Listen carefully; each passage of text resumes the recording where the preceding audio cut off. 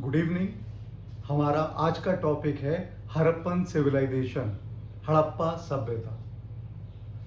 मैंने आपको बताया कि जो इतिहास है उसको 3 कालखंडों में हम विभाजित करते हैं।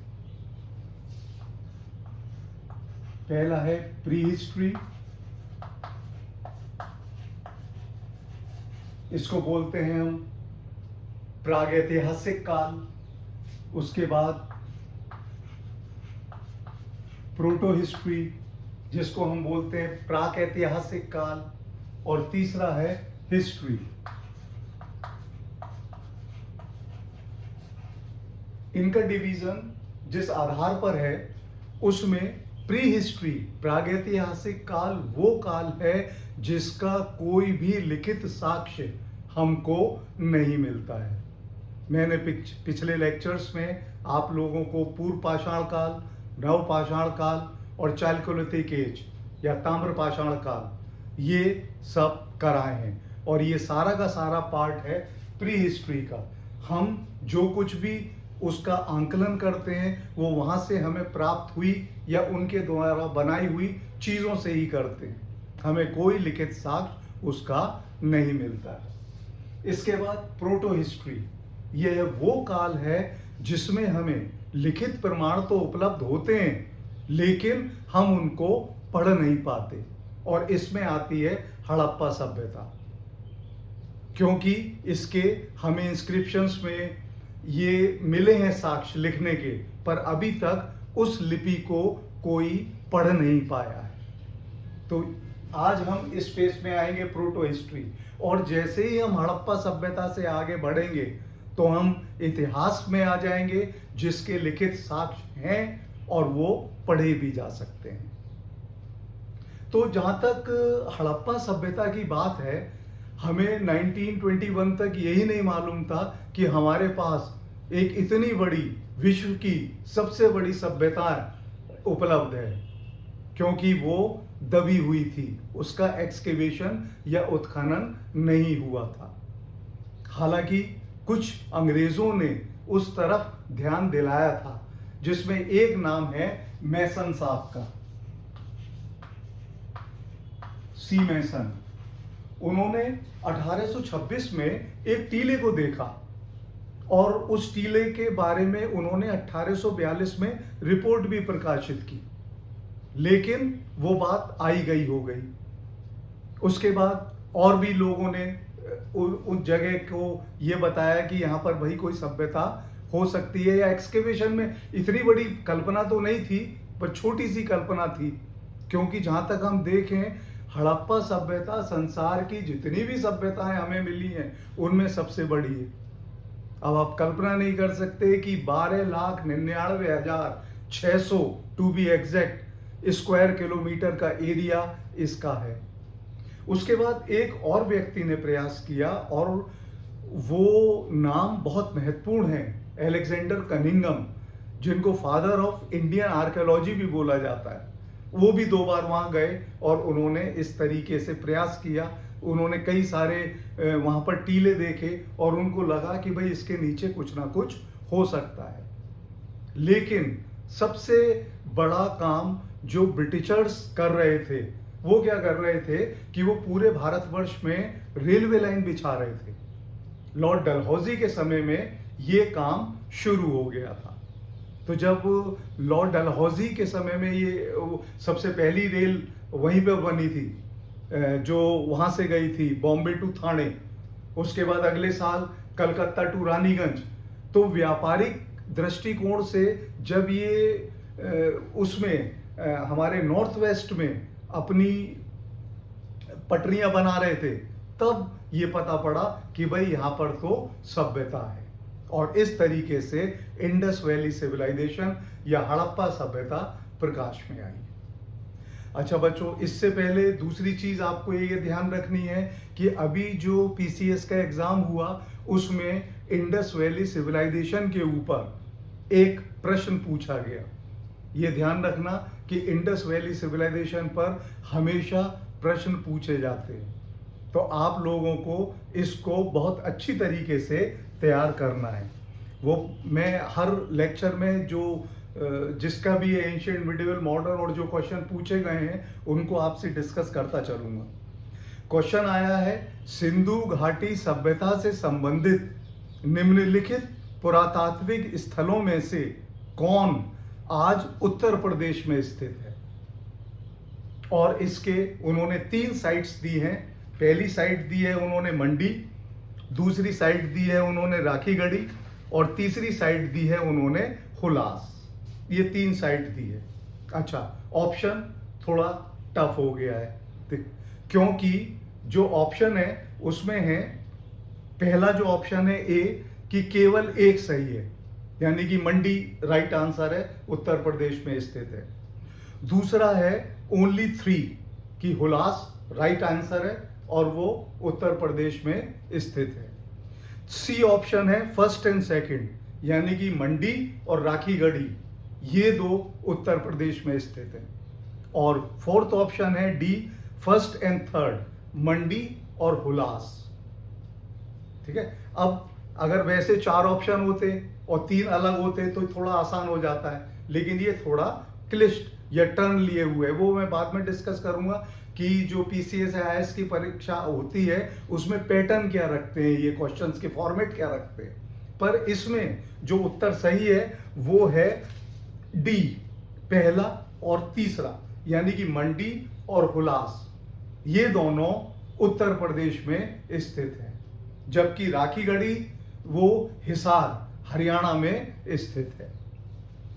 अब आपको जिस भी स्टेट में आप हों, अगर आप राजस्थान में हैं तो आपको राजस्थान की सारी साइट्स के बारे में, क्योंकि प्रोविंशियल एग्जामिनेशंस में आपके खुद के स्टेट के बारे में ज़्यादा कुछ प्रश्न पूछे जाते हैं।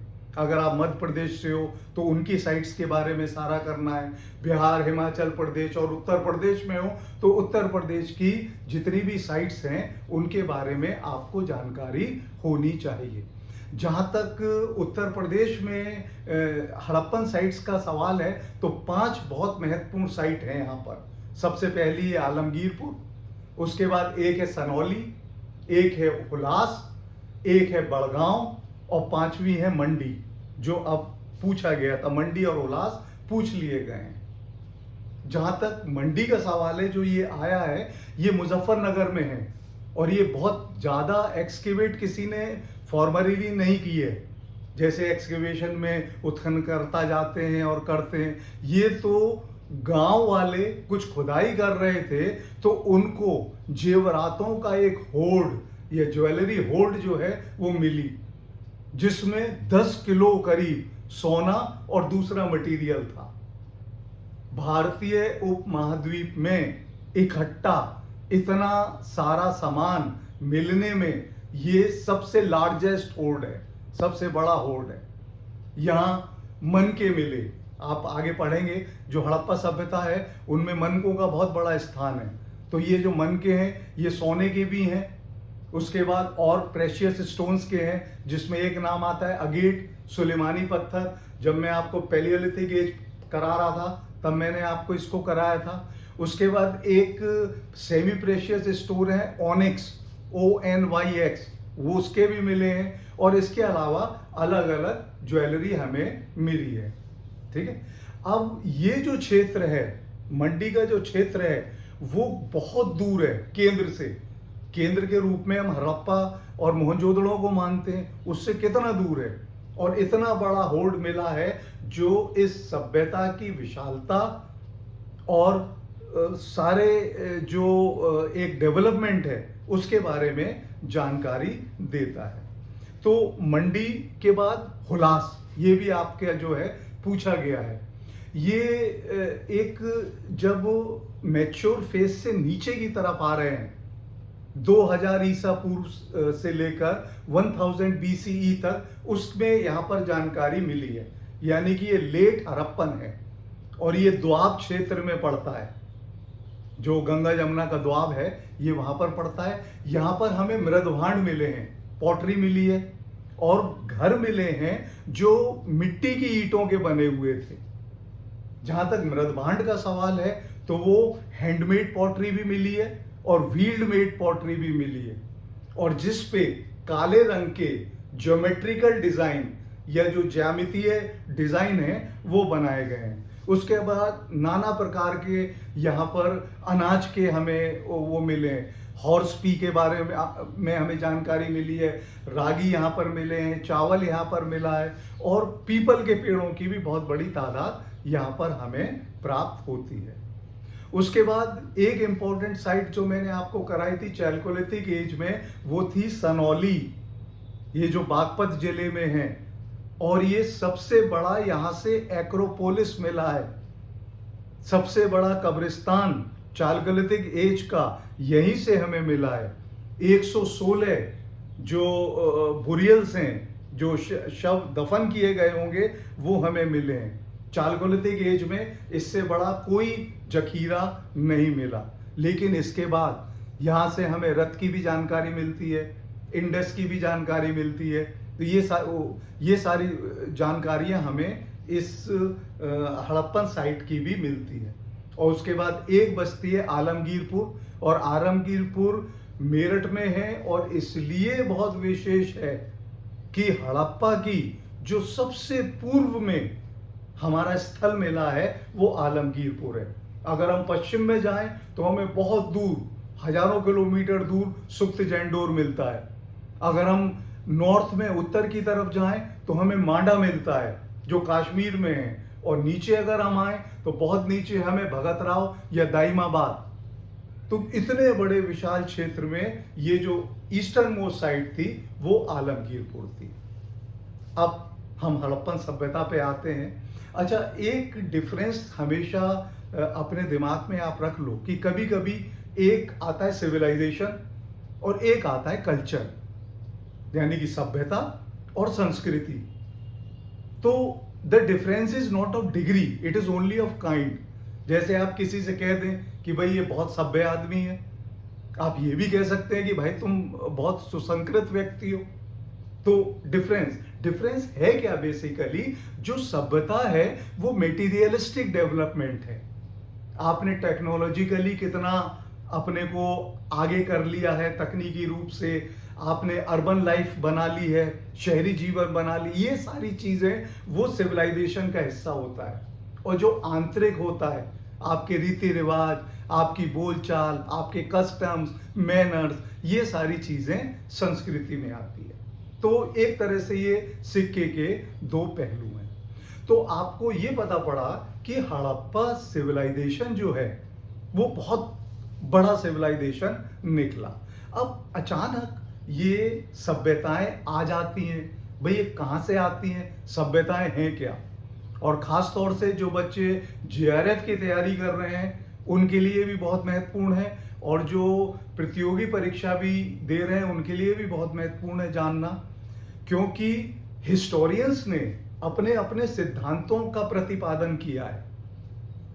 और जो इतिहासकार हो या विद्वान हो जो नई चीज निकाल लेता है वो मेगा स्कॉलर या मेगा हिस्टोरियन बन जाता है। जैसे कार्ल मार्क्स, उसने कम्युनिज्म निकाल दिया। जैसे एक थे हीगल, उन्होंने डायलेक्टिकल मेथड या द्वंद्वात्मक सिद्धांत निकाल दिया। एक थे ऑसवाल्ड स्पेंगलर, जिन्होंने अपनी थ्योरी निकाल दी। और उसी तरीके से एक हैं आर्नल्ड टॉयनबी, ये सबसे लेटेस्ट आपको हिस्टोरियन या विद्वान के रूप में इनको जानते हैं, और इनकी पुस्तक अक्सर परीक्षा में भी पूछी जाती है, अ स्टडी ऑफ हिस्ट्री। और ये इनका जीवन मतलब ये बहुत पहले के नहीं है, ये 89 में इनका जन्म हुआ है और 1975 में इनकी डेथ हुई है। तो इन्होंने एक थ्योरी दी है कि भाई ये सभ्यताएं किस तरीके से पनपती हैं, सभ्यता कैसे बन जाती है। क्योंकि आपने देखा सभ्यताएं तो जाने कितनी रही होंगी, लेकिन कुल विश्व में 25 या 26 ऐसी बड़ी बड़ी सभ्यताएं हैं जो पल्लवित हुई, जो जिनमें वृद्धि भी हुई और अल्टीमेटली उनका डिके हुआ। तो जहां तक टॉयनबी की बात है, वो ये कहते हैं कि जो समाज है वो अणु है, वो एटम है, और उसी से इतिहास बनता है। अगर समाज नहीं है तो इतिहास नहीं है। और जहां तक सभ्यता की बात आती है तो वो ये कहते हैं कि civilisation is a species of society, कि जो सभ्यता होती है वो समाज की ही एक प्रजाति है।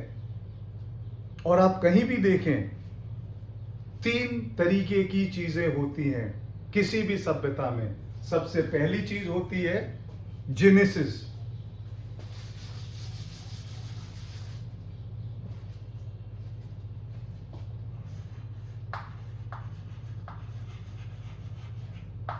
जेनेसिस का मतलब है उत्पत्ति।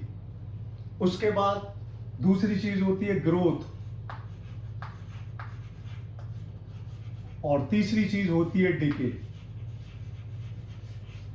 जब आप हड़प्पा सभ्यता भी पढ़ोगे तो आप कहेंगे तीन फेस बहुत जगह आपको मिल जाएंगे। अर्ली फेस यानी कि जब वो सभ्यता पनप रही है, डेवलप हो रही है। दूसरी बात मैच्योर फेस, जब वो सभ्यता अपने पूरे यौवन पर पहुंच चुकी है और उसमें सारी चीजें आ गई हैं। और उसके बाद फिर आता है उसका डिके, यानी कि धीरे धीरे उसका पतन। तो इसमें सबसे पहली चीज है जेनेसिस, यानी कि कोई भी सभ्यता डेवलप कैसे हो रही है। तो टॉयनबी का मानना है कि भाई नस्ल इसके लिए जिम्मेदार नहीं है, कि अगर समाज में ऐसे लोग रह रहे हैं जो बहुत तगड़े हैं या उनकी कदकाठियां बहुत बड़ी हैं, ये फैक्टर काम नहीं करता है। उन्होंने कहा कि अगर ये फैक्टर काम कर रहा होता तो आर्य की सभ्यता अभी तक चली आ रही होती, जो उन्होंने 6th सेंचुरी BC की तरफ डेवलप कर दी थी। यूनानी, ग्रीक आज तक चले आ रहे होते। रोम की सभ्यता आज तक चली आ रही होती। अरब्स ने भी बहुत बड़े एरिया को कंट्रोल किया, वो चले आ रहे होते। बोले कि ये नहीं होता। और दूसरा वो ये कहता है कि ज्योग्राफिकल एनवायरनमेंट, ये जो भौगोलिक पर्यावरण की स्थिति है, ये भी जिम्मेदार नहीं है। इसकी वो एग्जाम्पल देते हैं कि भाई किसी भी सभ्यता को पनपने में ये माना जाता है कि टेक्नोलॉजिकल एडवांसमेंट, कि तकनीकी रूप से आप कितने श्रेष्ठ हो गए। और जब आप तकनीकी रूप से श्रेष्ठ होना चाहेंगे तो आपको खनिज, मटेरियल, ये सारी चीज चाहिए। तो उन्होंने कहा कि अफ्रीका से बड़ा कॉन्टिनेंट ऐसा कोई है ही नहीं जहां सबसे ज्यादा खनिज और हर चीज उपलब्ध है।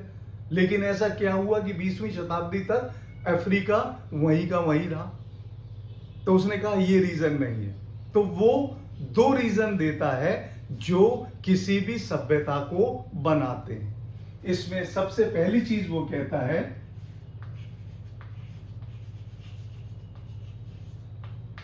Creative minority.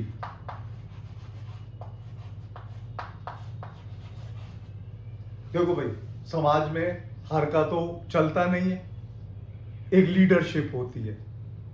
आज के भी आप परिप्रेक्ष्य में देखें तो भारत एक देश है और भारत में संसद है, सांसद हैं, विधानसभाएं हैं, ठीक है, ब्यूरोक्रेट्स हैं, नौकर पेशा हैं, और यही मिलके ये एक क्रिएटिव माइनॉरिटी हो गई जो मिलके 140 करोड़ लोगों को चलाते हैं। तो वो ये कहता है कि पहला है क्रिएटिव माइनॉरिटी, और दूसरा वो ये कहता है कि सर्कमस्टांसेस या जो परिस्थितियां हैं वो ना तो बहुत फेवर की होनी चाहिए और ना ही वो डिसफेवर की होनी चाहिए।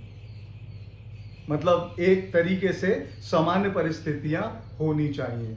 अच्छा, इसके ऊपर और लोगों ने भी वर्क किया कि सभ्यताएं कैसे पनपी, जिसमें एक बहुत इंपॉर्टेंट नाम है हटिंगटन। वो कहता है कि सब जलवायु बहुत जरूरी है। वो कहता है कि प्राकृतिक उर्वरकता जो सॉइल की होती है वो बहुत जरूरी है। और वो कहता है कि और जो भौगोलिक कारण है, ये सारे कारण होंगे तभी कोई संस्कृति या सभ्यता पनप के आएगी। लेकिन आर्नल्ड टॉयनबी कहता है कि नहीं भाई, दो चीजों की जरूरत है, क्रिएटिव माइनॉरिटी यानी कि लीडरशिप, नेतृत्व जो कुछ लोगों के हाथ में है, और दूसरा कंडीशंस जो बहुत ज्यादा ना फेवर में है और ना डिसफेवर में है। तो जहां तक लीडरशिप की बात आती है, वो कहता है कि जो लीडर होते हैं, मतलब जो क्रिएटिव माइनॉरिटी है जो समाज को बना रहे हैं, वो इंटेलिजेंट होने चाहिए, अपना चतुरता होनी चाहिए, फार साइटेड होने चाहिए, उनमें दूरदृष्टिता होनी चाहिए, हार्ड वर्किंग होने चाहिए, बहुत मेहनती होने चाहिए और कॉम्पिटेंट सक्षम होना चाहिए। तो अगर ये 4 गुण उस लीडरशिप में हैं तो वो जो क्रिएटिव माइनॉरिटी है वो समाज को आगे की तरफ ले जाएगी। वो ये बताता है कि क्रिएटिव माइनॉरिटी एक तरह से, जैसे हमारा शरीर है उसमें जो मस्तिष्क है, तो वो शरीर में मस्तिष्क की तरह से क्रिएटिव माइनॉरिटी होती है। और उसके बाद वो दूसरी चीज कहता है कि परिस्थितियां अच्छी हो जाएं, बहुत अनफेवरेबल ना रहें और बहुत फेवरेबल भी ना रहें। जब ये परिस्थिति आती है वो ये कहता है कि एक मैकेनिज्म काम करता है और वो मैकेनिज्म कहलाता है चैलेंज एंड रेस्पॉन्स, यानी कि चुनौती और उसकी प्रतिक्रिया। वो कहते हैं जब सभ्यता पनपने वाली है या शुरुआत हो रही है तो वहां 2 चीजें हो गई, एक क्रिएटिव यूनिटी जिसमें अच्छी चीज ये है कि वो इंटेलिजेंट भी है, फायर साइटेड भी है और हार्ड वर्किंग भी है, कॉम्पिटेंट भी है, तो वो हो गया। और दूसरा स्थितियां फेवर की आ गई, तो ये मैकेनिज्म काम करने लगता है, चैलेंज एंड रेस्पॉन्स। देखो अगर आप वैसे अगर एक बार देखें तो जीवन में चुनौतियों का सामना सबको करना पड़ता है, चाहे वो व्यक्तिगत हो, चाहे वो कोई राष्ट्र हो और चाहे वो समाज हो, सबको चुनौतियों का सामना करना पड़ता है। अब हम इंडिविजुअल की बात करते हैं। जब एक बच्चा शिशु जन्म लेता है तो सबसे पहले उसकी चुनौती ये होती है कि भाई उसका सर्वाइवल हो।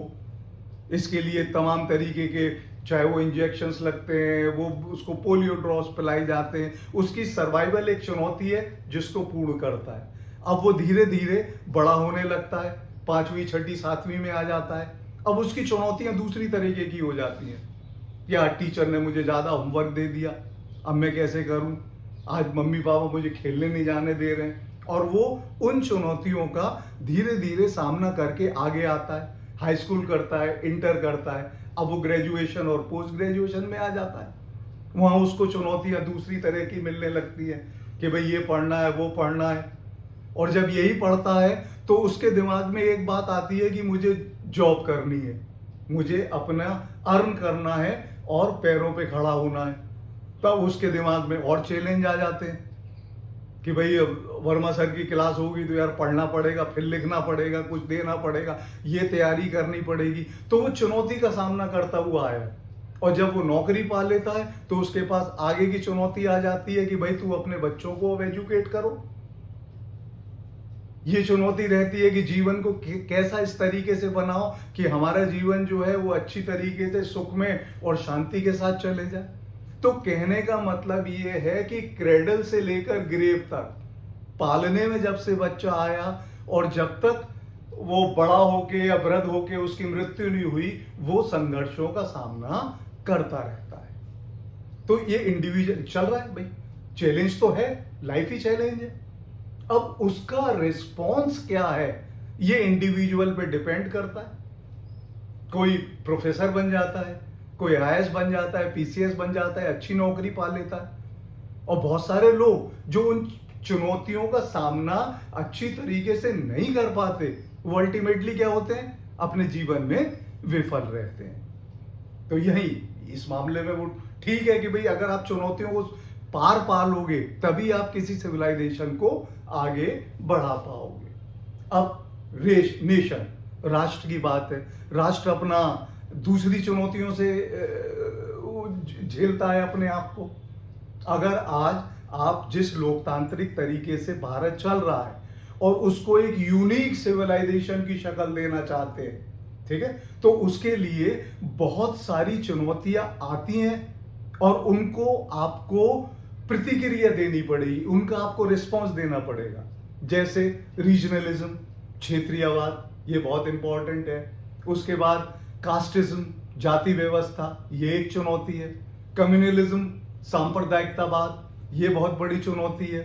कंजर्वेटिज्म, जो रूढ़िवादिता हमारे समाज में है, बहुत बड़ी वो है। रिवाइवलिज्म, मतलब आप जो है उसको नव जागरणवाद कह सकते हैं। उसके बाद लिंग्विज्म यानी कि भाषावाद, यानी कितनी ऐसी समस्याएं हैं। और उन चुनौतियों का सामना उन क्रिएटिव माइनॉरिटी यानी कि जो लीडरशिप है उसको करना है। इनसे पार पानी है अगर उसको भारत को यूनिक सिविलाइजेशन की आपको तरफ ले जाना है। अच्छा, ये ध्यान रखना है कि ये चुनौतियां बदलती रहती हैं, एक जैसी चुनौती नहीं होती। 1947 से पहले आपकी चुनौती क्या थी कि हम अंग्रेजों को भारत से बाहर निकालें, विदेशियों को भारत से बाहर निकालें और भारत हमारा रहे, हम भारत को चलाएं। 1947 में आपको स्वतंत्रता मिल गई, तो ये नहीं है कि आपकी चुनौतियां समाप्त हो गई। आपकी जो चुनौतियां हैं उनका स्वरूप बदल गया। अब क्या हो गया, आपके सामने और कौन कौन सी चुनौतियां आने लगी? पॉवर्टी, गरीबी आपके सामने आने लगी। इग्नोरेंस, अज्ञानता जो है लोगों में वो सामने आने लगी। इल हेल्थ, चिकित्सा के क्षेत्र में कमी है, वो चीज आपके सामने आने लगी। ओवर पॉपुलेशन, आपकी जनसंख्या जितनी तेजी से बढ़ रही है वो समस्या क्रिएट करेगी, ये एक चुनौती आने लगी। और एक्सटर्नल डेंजर तो है ही है। अभी कुछ दिन पहले आपने पाकिस्तान को पीटा है, उससे पहले भी पाकिस्तान ने कई बार आक्रमण आपके पास की, आपके ऊपर किए। ठीक है, तो ये जो बाहर की एक चुनौती है उनका भी सामना करना पड़ता है। और ये केवल वॉर्स की चुनौती नहीं है। इस समय आप जो 25% एक्स्ट्रा टैरिफ से झेल रहे हो, जो अमेरिका ने हम पे इम्पोज किया है, वो एक प्रॉब्लम है। यानी कि चुनौतियां आती हैं। अगर किसी चीज को ग्रो करना है आपको, तो उन चुनौतियों की प्रतिक्रिया कैसी है इस पे डिपेंड करता है। ये टॉयनबी का मानना था। ठीक है, इसके बाद वो कहता है कि ठीक है, अब क्रिएटिव माइनॉरिटी ने उसके ऊपर से अपना पा लिया और अल्टीमेटली उसने अपने सिविलाइजेशन को स्थापित कर दिया। अब दूसरा फैक्टर आता है उसकी ग्रोथ, और ग्रोथ में चैलेंज भी बदल जाते हैं और रेस्पॉन्स भी बदल जाते हैं। चुनौतियां भी अलग किस्म की हो गई और प्रतिक्रियाएं भी अलग किस्म की हो गई। कितने समाज हैं पूरे विश्व में जिन्होंने ये प्रयास नहीं किया होगा, या जो लगभग सभी इस दिशा में चले होंगे कि अल्टीमेटली जाके एक सिविलाइजेशन बन जाए। कुछ थोड़े बहुत पन पे, उसके बाद नष्ट हो गए। बहुत सैकड़ों असंख्य तादाद में ऐसे हैं। फिर ऐसा क्या हुआ कि केवल 26 सिविलाइजेशन, या कुल मिला के और 2-4 सिविलाइजेशन हो सकते हैं, ये इतने बड़े पन पे कि बहुत बड़े हो गए। चाहे वो आप रोमन सिविलाइजेशन को ले लो, उससे पहले रोमन से पहले Egyptian civilisation, Mesopotamian civilisation, Chinese civilisation, और विश्व का सबसे बड़ा सिविलाइजेशन हड़प्पा सिविलाइजेशन, ये सारी चीजें आई। मतलब कुछ ही लोग रहे। तो ग्रोथ के जो उत्पत्ति है, उत्पत्ति के बाद ग्रोथ में कमी लोग आए। उत्पत्तियां तो बहुत लोगों ने कर ली क्योंकि जब समाज छोटा है, लेकिन वो नहीं कर पाए। तो ऐसे क्या रीजंस हुए? अब ये रीजन नहीं हो सकता कि साहब ज्योग्राफिकल एक्सपेंशन हो गया तो वो साम्राज्य चलता। अब हड़प्पा सभ्यता का कौन सा जो भौगोलिक स्वरूप है वो छोटा है। अगर आप दोनों तरफ से उसे देखें तो 1100 किलोमीटर तो वो नॉर्थ से साउथ आता है। ठीक है, और 15 से 50 किलोमीटर जो है वो ईस्ट से लेके और वेस्ट तक जाता है। इतना बड़ा सिविलाइजेशन है, क्यों नहीं पनप पाया भाई? रोम, क्यों नहीं वो इतनी बड़ी सभ्यता बना पाए, जबकि उन्होंने कितने बड़े क्षेत्र को अपने अधिकार में ले लिया था। मौर्य वंश दक्षिण तक पहुंच गया था, क्यों नहीं वो इसको कर पाए? मुगल इतने बड़े हो गए थे, दक्षिण और जाने कहां कहां तक वो नॉर्थ वेस्ट तक पहुंच गए, लेकिन वो उसको कंट्रोल नहीं कर पाए। और ब्रिटेन, जिसके बारे में कहा जाता था कि उसके राज्य में कभी सूर्य अस्त नहीं होता, वो भी दब के बैठ गया। क्योंकि जब हम अपने आकार को बहुत बढ़ा लेते हैं तो दो चीजों की कमी हो जाती है। इसमें सबसे पहली चीज है हार्मोनी, समरसता की कमी हो जाती है। क्षेत्र इतने इतने दूर हो जाते हैं कि वो एकता की भावना थोड़ी डिसइंटीग्रेट होती है। और दूसरी चीज कॉम्पैक्टनेस, जब आप पास होंगे, आप कठोर होंगे, बड़े होंगे, मजबूत होंगे, और जैसे जैसे आप फैलेंगे आप लचीले होते चले जाएंगे। तो जितने भी ये बड़े बड़े सिविलाइजेशन थे, ये अपने ही वजन के नीचे दबकर नीचे बैठ गए। अब वो ये कहता है कि प्रोग्रेस जो होती है, मतलब जो वृद्धि हो रही है, उस वो टेक्नोलॉजिकल प्रोग्रेस कोई वृद्धि नहीं है। वो ये कहता है कि वो तकनीकी रूप से आप एटम बम बना लें, और बना लिए आपने न्यूक्लियर बॉम्ब बना लिए, बोले कि इससे क्या फर्क पड़ रहा है, आपकी सभ्यता क्या रह पाएगी? नहीं रह पाएगी। आप फिजिकल एनवायरनमेंट को कितना भी कंट्रोल कर लें, लेकिन आप सभ्यता को आगे वृद्धि नहीं दे सकते। तो वो कहता है कि भाई वृद्धि देने के लिए फिर ऐसा है क्या? तो वृद्धि देने के लिए जो सबसे इंपॉर्टेंट चीज है वो है progressive and cumulative inward self. यानी कि आप प्रगतिशील रहें, क्यूमुलेटिव रहें, और आत्म अभिव्यक्ति जब आप इस दिशा में चलेंगे, उसको संचित करेंगे, मतलब जो तुम्हारी वो है क्रिएटिव माइनॉरिटी, जब वो इन सारी चीजों को संचित करेगी, तभी वो अपने आप को मजबूत रख सकते हैं। वो कहते हैं कि समाज को रोगाणु नाशक बनाना बहुत आवश्यक है। इसके लिए क्या जरूरी है? आध्यात्मिक शुद्धि होनी चाहिए, स्पिरिचुअल प्योरिफिकेशन होना चाहिए। उसके बाद जो इथिकल स्टैंडर्ड्स हैं वो बहुत हाई रखने चाहिए हमें, मतलब जो नैतिकता है वो बहुत उच्च स्तर की होनी चाहिए, और मोरालिटी बड़ी होनी चाहिए, और समाज में लव एंड सर्विस यानी कि प्रेम और सेवा, जब ये भाव हम पन पाएंगे तभी वो सभ्यता आगे वृद्धि करती हुई चली जाएगी। पर वो ये कहता है कि वृद्धि के लिए, जैसे आपने ग्रोथ के लिए देखा चैलेंज एंड रेस्पॉन्स, बोले इसकी आवश्यकता पड़ती है, उसी तरीके से किसी चीज की वृद्धि के लिए विड्रॉवल एंड रिटर्न, इसकी आवश्यकता पड़ती है।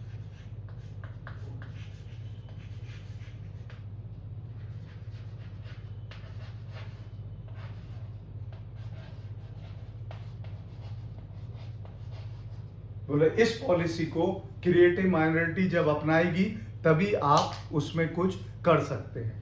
अब ये क्या है? इसमें है फर्मनेस और क्या, कॉन्सिलिएशन, यानी कि दृढ़ता भी होना चाहिए और उस दृढ़ता का समाधान भी होना चाहिए। ठीक है, वो सॉफ्टनेस भी होनी चाहिए, वहां पर हार्डनेस भी होनी चाहिए। इसकी वो एग्जाम्पल देते हैं आर्नल्ड टैयनबी, और वो एग्जाम्पल वो ये गवर्नर जनरल्स की देते हैं कि भाई गवर्नर जनरल जो हैं वो भारत में आए। कुछ गवर्नर जनरल जैसे आप देखते हैं कि लॉर्ड लिटन है, ठीक है, और उसके बाद लॉर्ड डलहौजी है, ये सारे जो हैं, लॉर्ड कर्जन हैं, ये बड़े ऐसे गवर्नर जनरल या वायसरॉय थे जिन्होंने भारत में बहुत कठोर चीज़ों को पनपाया। उनकी जो नीतियां थी वो बड़ी कठोर थी। और वो ये कहते हैं कि दूसरी तरफ कुछ गवर्नर जनरल्स आए, जैसे लॉर्ड डफरिन है। लॉर्ड डफरिन जब भारत से वापस जा रहे थे तो दोनों तरफ खड़े होके लोग रो रहे थे, क्योंकि इतना कुछ उन्होंने देश को दे दिया था। तो कुछ ऐसे गवर्नर जनरल हैं जो बड़े मुलायम रहे। लेकिन जो ये गवर्नर जनरल वाली बात आती है वो वहां से आती है कि ब्रिटेन में जो गवर्नमेंट बनती थी वो दो बनती थी, या तो लिबरल उदारवादी होती थी, या कंजर्वेटिव जिसको टॉरी बोलते थे। एक व्हिग दल था, एक टॉरी दल था। तो जब व्हिग की सरकार बनती थी यानी कि लिबरल की बनती थी, तो हमारे यहाँ जो गवर्नर जनरल आते थे वो लिबरल आते थे, और जब टॉरी या कंजर्वेटिव की सरकार बनती थी तो हमारे यहाँ गवर्नर जनरल वो आते थे, और वो अपने अपने जो सरकार है या कैबिनेट है उसकी नीतियों का अनुपालन करते थे, चाहे वो कठोरता की दृष्टि में करें चाहे वो सरलता की दृष्टि में करें। लेकिन फिर भी मिला के कुछ ये बात सही है कि आपको जो है वो पॉलिसी दोनों तरफ से करना चाहिए, मतलब आप पैसिफाई भी करते चलें, तो ये चीज वृद्धि को बढ़ाती है। वो कहता है कि आप कॉन्क्वेस्ट कर रहे हैं तो वो इसके अलावा उन्होंने ये कहा कि वे इस समय जो क्रिएटिव माइनॉरिटी है उसको सीधा नहीं चलना है। वो कहता है कि वृद्धि की ग्रोथ सीधी जा रही है, लेकिन इसलिए क्रिएटिव माइनॉरिटी को ट्विस्ट एंड टर्न्स लेते हुए चलना चाहिए। यानी कि कभी उसको पीछे हटना चाहिए, समाज को आगे बढ़ते रहना चाहिए, कभी थोड़ी सख्ती करनी चाहिए। उन्हें एक बहुत एग्जाम्पल भी दिया, जैसे अब 4 कदम से अगर कोई बॉलर बॉल फेंकेगा 4 कदम लेके तो धीमी जाएगी, और वही अगर 25 कदम से आगे फेंकेगा तो वो बॉल तेज जाएगी। यानी कि जितना पीछे आप बैकवर्ड अपने आप को करेंगे उतने ही फॉरवर्ड आप आ जाएंगे। इसके बाद तीसरा फेज जो है ये हो गया विड्रॉवल एंड रिटर्न। तीसरा जो सिविलाइजेशन में डीके का आता है, जब क्रिएटिव माइनॉरिटी आपके चैलेंजेस को सही तरीके से रेस्पॉन्ड नहीं कर पा रही, आपको प्रतिक्रिया वो सही नहीं दे पा रही। प्रतिक्रियाएं वो दे रही है, एक नहीं तरह तरीके की प्रतिक्रियाएं दे रही है, लेकिन जो चुनौतियां हैं वो उसी जगह पे बरकरार हैं, तो धीरे धीरे वो सिविलाइजेशन डिके करेगा। और उनका ये मानना है कि ये जो डिके होता है ये सेल्फ एनिहिलिएशन है, यानी कि खुद सभ्यताएं नष्ट होती हैं, सभ्यताओं को कोई मारता नहीं है। वो कहते हैं कि भैया सभ्यता जब नष्ट होती है तो क्या क्या फैक्टर्स होते हैं। सबसे पहले समाज में जो एक अग्नि होती है कुछ करने की, आगे बढ़ने की, वो धीरे धीरे ठंडी हो जाती है, पहला रीजन। दूसरा वो ये कहता है कि कोहेजन की प्रॉब्लम आती है। तीसरी चीज वो ये कहते हैं कि यूनाइटेडनेस जो है वो समाप्त हो जाती है, जो एकता है वो धीरे धीरे समाप्त होने लगती है। और वो कहता है कि जो संकीर्ण ईर्ष्याएं हैं, नैरो जेलसीज, वो पनपने लगती हैं और अल्टीमेटली सभ्यता नष्ट हो जाती है। और यही कुछ हड़प्पन सिविलाइजेशन के साथ भी हुआ होगा। वो सभ्यता की उसने क्या कहते हैं जेनेसिस हुआ उसका, उसके बाद वो इतने बड़े क्षेत्रों में फैल गई कि उससे बड़ा पूरे वर्ल्ड में कोई सिविलाइजेशन नहीं रहा, और अल्टीमेटली वो डिके कर गई और इतनी दब गई कि 18वीं 19वीं शताब्दी तो छोड़ो, 15वीं 14वीं और ऐसी शताब्दी में कहीं कोई जानकारी ऐसी नहीं मिली कि भाई कोई इतनी बड़ी सभ्यता यहाँ पर रही होगी। ठीक है, तो आज जो है हम यहाँ तक। इसके बाद जब हम हड़प्पन सिविलाइजेशन करेंगे तो ये आप चीज बस ध्यान रखो कि मैंने हड़प्पन सिविलाइजेशन को आपके लिए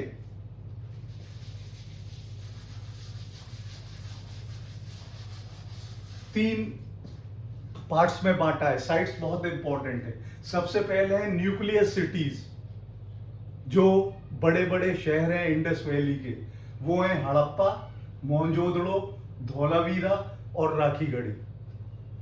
इसके बाद दूसरे हैं कोस्टल टाउन्स एंड पोर्ट्स, जो समुद्र के तट के किनारे थे और पोर्ट थे, क्योंकि जब आप आगे पढ़ेंगे नेक्स्ट लेक्चर में तो इनकी इकोनॉमी बहुत साउंड थी।